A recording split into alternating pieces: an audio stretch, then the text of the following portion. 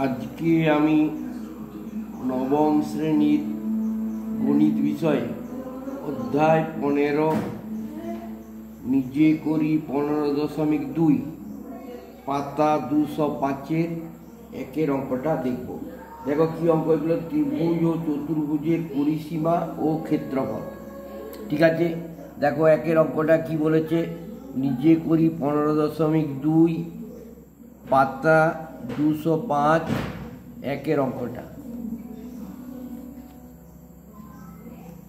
যে বর্গক্ষেত্রাকার জমির কর্ণের দৈর্ঘ্য √2 মিটার, তার চারধারে পাঁচিল দিয়ে ঘিরতে কত মিটার দৈর্ঘ্যের পাঁচিল দিতে হবে হিসাব করে লিখি। তাহলে একটা বর্গক্ষেত্রাকার জমি, তার কর্ণের দৈর্ঘ্যটা দিয়ে আছে 20√2 মিটার। দেখো এই একটা বর্গক্ষেত্রাকার জমি করেছি যার কর্ণের দৈর্ঘ্য 20√2 মিটার।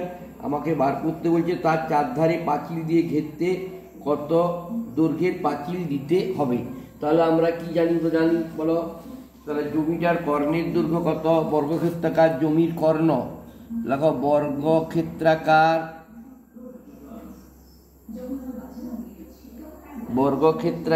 জমির কর্ণ সমান 20√2 মিটার।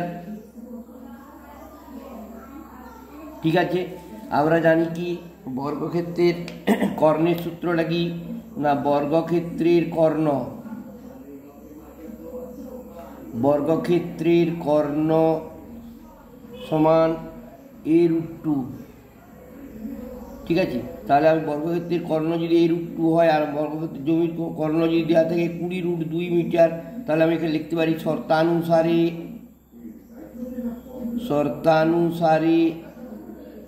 a√2 সমান হচ্ছে 20√2 হচ্ছে মিটার, বা এ সমান কী হবে, ডান দিকের অঙ্কটা 20√2 উপরে নিচে হলো √2, তাহলে √2 কেটে গেল, সমান হয়ে গেল কত, 20 মিটার। ঠিক আছে, এটা বর্গক্ষেত্রের বাহুটা বেরিয়ে গেল, 20 মানে হচ্ছে বর্গক্ষেত্রের বাহু। তাহলে আমাকে বর্গক্ষেত্রের পরিসীমা আমরা কি জানি সূত্র, তাহলে পরিসীমা বার করতে বলেছে, পাঁচিল দিয়ে ঘেরতে গেলে পরিসীমা লাগবে। পরিসীমা সমান হচ্ছে কি 4 গুণিত বাহু সমান হচ্ছে কত, 4 গুণিত 20 সমান 4 20 80 কি হলো 80 মিটার। তাহলে বলছে কি, বলছে বর্গক্ষেত্রাকার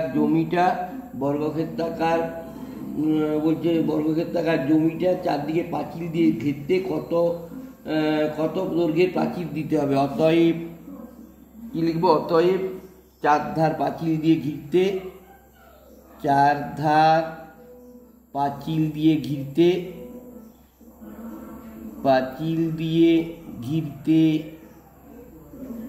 80 মিটার দৈর্ঘ্যের পাঁচিল, 80 মিটার দৈর্ঘ্যের পাঁচিল দিতে হবে। এটি হলো অ্যান্সার।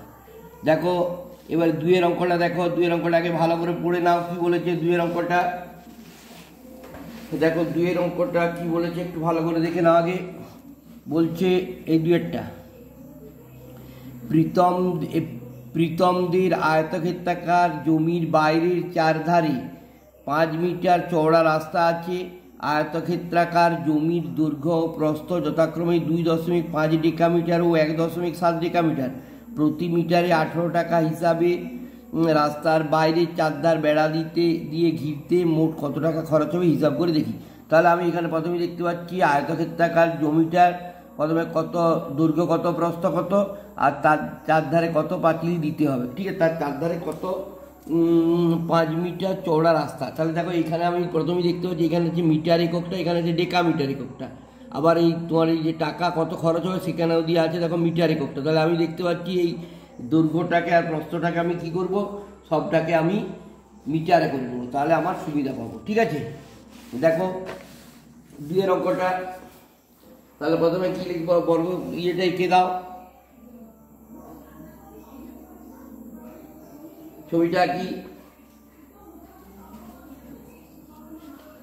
কি বলেছে দেখো, প্রীতম যে আয়তক্ষেত্রাকার জমির, তাহলে আয়তক্ষেত্রাকার এটা একটা জমি, দেখো এটা একটা আয়তক্ষেত্রাকার জমি,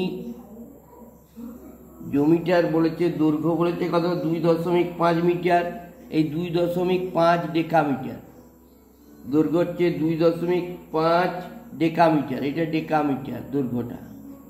আর প্রস্থটা কত বলা আছে, প্রস্থটা বলা আছে 1.7 ডেকামিটার, 1.7 ডেকামিটার। আর বাইরের চারধারে বলছে একটা 5 মিটার চওড়া রাস্তা আছে, হয়েছে 5 মিটার চওড়া একটা রাস্তা আছে। এইটা হচ্ছে এই দিকটাতেও ধরো 5 মিটার, এখানেও 5 মিটার, এই দিকটাতেও 5 মিটার, আর এই দিকটাতেও 5 মিটার, সব দিকে 5 মিটার করে চওড়া রাস্তাটা। তাহলে আমাকে কি বার করতে বলেছে, বলছে চারধারে বেড়া দিয়ে ঘিরতে, কোথায় রাস্তার বাইরের চারধারে, রাস্তার বাইরের চারদিকে বেড়া দিয়ে ঘিরতে। তাহলে জমিটার কত খরচ হবে, তাহলে দেখো জমিটার দৈর্ঘ্য কত, দেখো আয়তক্ষেত্রাকার জমিটার দৈর্ঘ্য সমান হচ্ছে কত 2.5 ডেকামিটার, সমান এটাকে মিটারে করে দিলে কত হলো 2.5 মানে 25/10 গণিত 10, 10 10 কেটে দিলাম, এই 10 মিটার গেল সমান হচ্ছে 25 মিটার। তাহলে দৈর্ঘ্য পেয়ে গেলাম 25 মিটার। প্রস্থ দেখো কত, প্রস্থ হচ্ছে 1.7, দশমিকটা তুলে দিলাম, 10 হলো, গণিত 10 দিয়ে গুণ করতে হবে, 10 10 কেটে গেল, 17 সমান 17 মিটার। তাহলে জমিটা আয়তক্ষেত্রাকার জমিটার দৈর্ঘ্য পেয়ে গেছি কত 25 মিটার, প্রস্থ পেয়ে গেছি 17 মিটার। এবারে রাস্তা সহ, রাস্তাটা আছে, তাহলে রাস্তা সহ দৈর্ঘ্য কত আগে দেখে নিই। রাস্তা সহ দৈর্ঘ্য, দেখো রাস্তা সহ দৈর্ঘ্য প্রথমে দৈর্ঘ্যটা আছে 25 মিটার। এবারে দেখো এইদিকে 5 মিটার বেড়েছে, এইদিকে 5 মিটার বেড়েছে, মানে 5 + 5 সমান হচ্ছে 35 মিটার। ঠিক আছে, দেখো প্রস্থটা দেখো, রাস্তা সহ প্রস্থটা দেখো, প্রস্থটা দেখো এখানে পেয়েছি আমি কত মিটার 17 মিটার, আবার এইদিকে 5 বাড়ছে আর এইদিকেও 5 বাড়ছে, তাহলে 17 আর 10 27 মিটার। তাহলে জমিটার দৈর্ঘ্য পেয়ে গেলাম, প্রস্থ পেয়ে গেলাম। এর পরিসীমা বার করতে হবে, আয়তক্ষেত্রের পরিসীমা আমরা জানি, তাহলে পরিসীমা সমান 2 × দৈর্ঘ্য প্লাস প্রস্থ।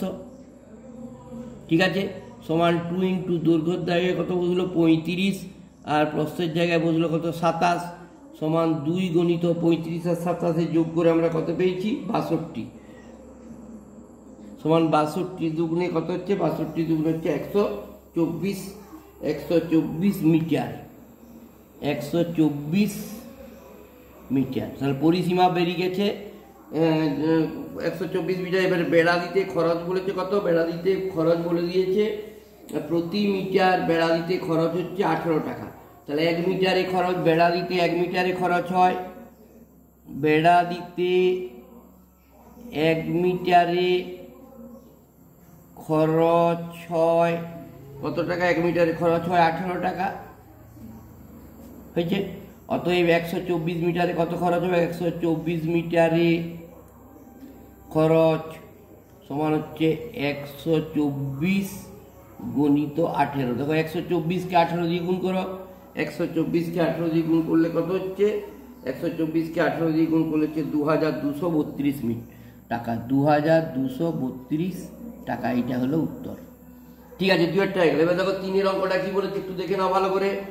বলছে নিচের 3-এরটা দেখো, বলছে নিচের কার্ড দেখি পরিসীমা লিখি ও একই পরিসীমা বিশিষ্ট সমবাহু ত্রিভুজের একটি বাহুর দৈর্ঘ্য কী হবে হিসাব করে লিখি। অর্থাৎ এই যে দেখো প্রথমে এই ছবিটা দিয়ে দেখো দৈর্ঘ্য হচ্ছে 18 মিটার, প্রস্থ হচ্ছে 12 মিটার, তার মানে একটা আয়তক্ষেত্র। তাহলে দৈর্ঘ্য আছে, প্রস্থ আছে, তাহলে তার পরিসীমাটা বের করব। দিয়ে বলেছে যে ওই পরিসীমা বের করার পর ওই পরিসীমা বিশিষ্ট সমবাহু ত্রিভুজের একটি বাহুর দৈর্ঘ্য কী হবে। তার মানে ওই পরিসীমাটাকে আমি 3 দিয়ে ভাগ করলে আমার সেইটা একটা করে বাহুর দৈর্ঘ্য ওই কত হবে বেরিয়ে যাচ্ছে। ঠিক আছে, তাহলে দেখো প্রথমে দেখো কি করব, 3-এর দাগের 1-এরটা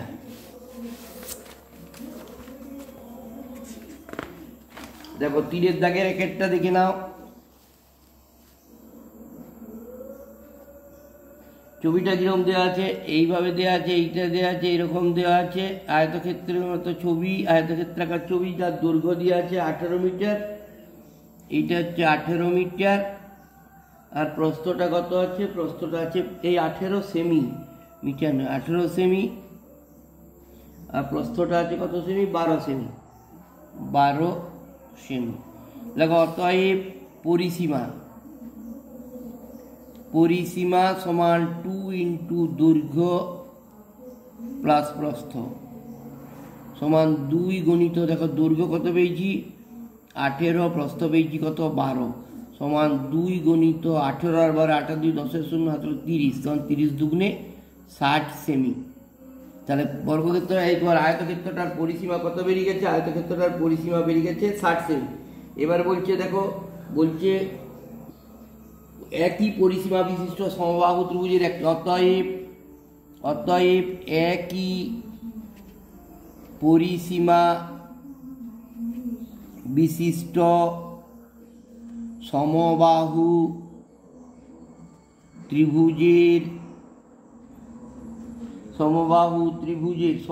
ত্রিভুজের একটি বাহুর দৈর্ঘ্য হবে, একটি বাহুর দৈর্ঘ্য সমান 60 ভাজিত 3 সমান 20 সেমি। বোঝা গেছে?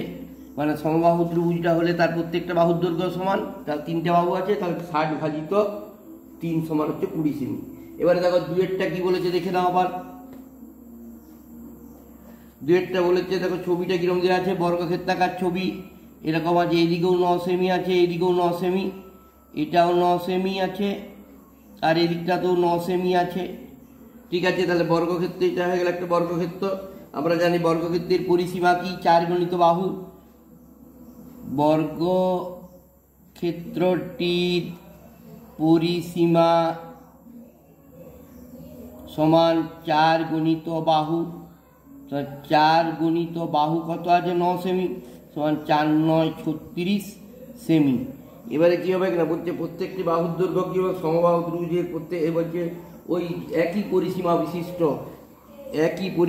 বিশিষ্ট সমবাহু একই, অতএব একই পরিসীমা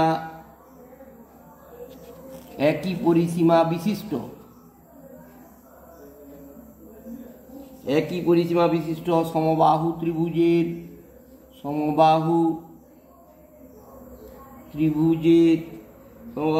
একটি বাহুর দৈর্ঘ্য হবে, একটি বাহুর দৈর্ঘ্য সমান 36 ভাজিত 3 সমান 3 12 36 মানে 12 সেমি। ঠিক আছে, দুয়েরটা হয়ে গেল, দেখো 12 সেমি। ঠিক আছে, এবারে দেখো তিনেরটা, দেখো কি বলেছে? তিনেরটা বলেছে ছবিটা কিরকম দিয়েছে? দেখো ছবিটা দিয়েছে, এই দিকটা দৈর্ঘ্যটা আছে 8 সেমি, এই দিকের প্রস্থটা আছে 9 সেমি, এই তলের এই দিকের দৈর্ঘ্যটা আছে 15 সেমি, এটা 15 সেমি, আর এইটা আছে কত সেমি দেখে নাও? এটা আছে 7 সেমি। তাহলে এটা 7 সেমি হয়ে গেল, এটা 8 সেমি হয়ে গেল, আর এটা হয়ে গেল 9 সেমি। তাহলে এই চতুর্ভুজটার প্রথমে পরিসীমা বের করব। তাহলে পরিসীমা সমান বাহুগুলোর যোগফল, সব বাহুগুলো যোগ করে দাও। পরিসীমা সমান হচ্ছে 8 যুক্ত 7 যুক্ত 15 যুক্ত 9 সমান যোগগুলো 8 7 15 15 30 আর 9 39 সেমি, সমান 39 সেমি। অতএব প্রতিটা বাহুর দৈর্ঘ্য কত হবে?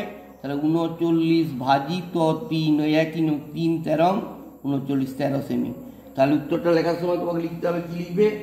অতএব একই পরিসীমা বিশিষ্ট সমবাহু ত্রিভুজের একটি বাহুর দৈর্ঘ্য হবে 13 সেমি। ঠিক আছে, এবার চারেরটা দেখো, চারেরটা কি বলেছে দেখে নাও একটু। চারেরটা বলেছে দেখো ছবিটা কিরকম দেওয়া আছে? দৈর্ঘ্যটা দেওয়া আছে 21 সেমি 21 সেমি, প্রস্থটা দেওয়া আছে 12 সেমি। এইভাবে ছবিটা আছে, দেখো এদিকটা হচ্ছে 12, এটা হচ্ছে 12 সেমি, তাহলে এটাও 12 সেমি, এটা হচ্ছে 21 সেমি, তাহলে এটারটা হচ্ছে 21 সেমি। তাহলে পরিসীমা কি করে বের করবো? পরিসীমা সমান 2 ইন্টু দৈর্ঘ্য প্লাস প্রস্থ সমান 2 ইন্টু দৈর্ঘ্য হচ্ছে 21, প্রস্থ হচ্ছে 12, সমান 2 গণিত 21 আর 12 যোগ করো, 21 আর 12 যোগ করে কত পেয়েছি হচ্ছে তোমার 39, 21 12 21 সেমি আর 12 সেমি, হ্যাঁ 33 হচ্ছে, 21 আর 12 যোগ করে হয়েছে 33, সমান 33 দুগুণে 66 সেমি। ঠিক আছে, তাহলে কি হবে বলছে একই পরিসীমা বিশিষ্ট সমবাহু ত্রিভুজের একটি বাহুর দৈর্ঘ্য কি হবে, তাহলে 66 ভাজিত 3 সমান 3 22 66 22 সেমি। বোঝা গেছে? এবারে দেখো ভিএরটা, দেখো ভিএরটা কি বলেছে, দেখো একটা ত্রিভুজ আছে, এরকম একটা ত্রিভুজ আছে, ত্রিভুজটার এই দিকের বাহুটা কত আছে 13 সেমি, এদিকের বাহুটা কত আছে 12 সেমি, আর নিচের বাহুটা কত আছে 5 সেমি। তাহলে পরিসীমা কি হবে, পরিসীমা সমান 13 যুক্ত 12 যুক্ত 5 সমান 13 আর 10 23, 25 আর 5 30 সেমি। যোগ করে কত পাচ্ছি না, যোগ করে পেলাম 30 সেমি। ঠিক আছে, এই তোমার কতটা এটা ভিএরটা 13 আর 12, 13 আর 10 23, 24, 25 আর 5 30 সেমি, 30 সেমি হয়ে গেল, পরিসীমা হয়ে গেল 30 সেমি। তাহলে প্রতিটি বাহুর দৈর্ঘ্য কত হবে 30 ভাজিত 3 সমান 3 10 30। তাহলে কি উত্তর লিখব, উত্তর লিখব যে একই পরিসীমা বিশিষ্ট সমবাহু ত্রিভুজের একটি বাহুর দৈর্ঘ্য হবে 10 সেমি। এবারে দেখো ভিএরটা হয়ে গেল, এবারে ভিআই, ভিআরটা দেখো কিরকম ভাবে দেওয়া আছে, ভিআরটা ত্রিভুজটার পরিসীমা বার করতে বলেছে। দেখো ত্রিভুজটা কিরকম মাপ দেওয়া আছে না, এই দিকটা দেওয়া আছে এরকম, ভিআইটা দেখো না ভালো করে, এরকম আছে, এই দিকটা আছে 14 সেমি, তাহলে এই ধারটাও 14 সেমি, আর এটা হচ্ছে 17 সেমি। তাহলে পরিসীমা সমান কি লিখবো, পরিসীমা সমান 14 যুক্ত 14 যুক্ত 17, তাহলে 14 যুক্ত 14 যুক্ত 17 যোগ করলে কত পেলাম 4 4 8 7 15 মানে 45 সেমি হয়েছে। অতএব কি লিখবো, অতএব একই পরিসীমা বিশিষ্ট, অতএব একই পরিসীমা বিশিষ্ট, একই পরিসীমা বিশিষ্ট সমবাহু ত্রিভুজের একটি বাহুর দৈর্ঘ্য সমান 45 ভাজিত 3 সমান 3 15, 45 সমান হচ্ছে 15 সেমি। ঠিক আছে, দেখে যাও, অঙ্কগুলো দেখে যাও আর একটু লাইক দাও। ঠিক আছে, তোমাদের সব অঙ্ক দেবো। ধন্যবাদ।